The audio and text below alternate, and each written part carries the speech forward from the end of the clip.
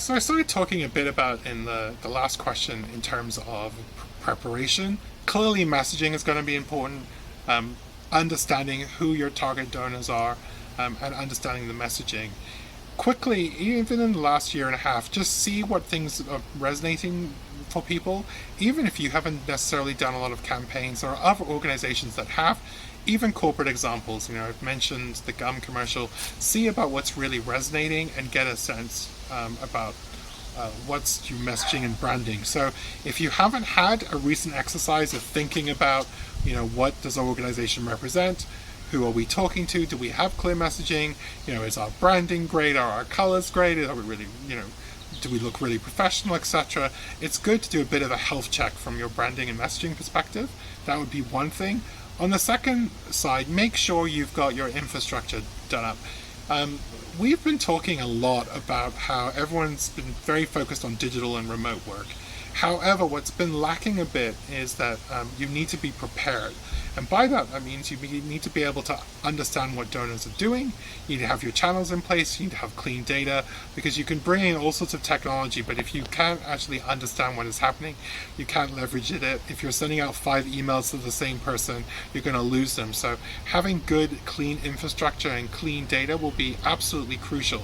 So get all the pieces in place so you can have an amazing welcome series, you can have a great direct mail program, you can have a great website, etc., that isn't going to have millions of duplicates, and your financial system is going to talk to your event system, is going to talk to your CRM, etc. Those are the sort of things that just need to be taken into account and get better prepared.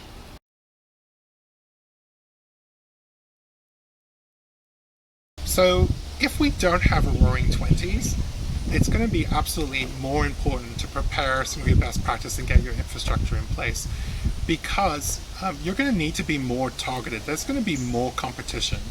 And what might end up happening is charities are going to be chasing after the same dollars. And that's going to be even more so if the economy is a bit tighter or if things haven't come back. And to be honest, the charities that are going to do well are going to have clear messaging, they're going to have a great brand, they're going to be connecting to people, they're going to be authentic, they're going to be resonating with individuals. Similarly, if they have great omni-channel approaches, that means they haven't given up on some of the traditional vehicles. Keep in mind that direct mail, TV, some of these traditional channels are still hugely in play. Direct response television, think about everyone that's been watching TV or streaming services. You clearly need to be more present on even traditional, but even on new channels as well. So organizations that get prepared, understand who their target donors are, get the channels in place, are going to be able to do very well regardless of the situation. The flip side is, if then things do turn around after a while, if you've taken those steps to get best practice in, you'll do even better. So best practice is always good. It's always the right time to get that in order. And if you don't, an organization will have a lot more pressures and could well not do well.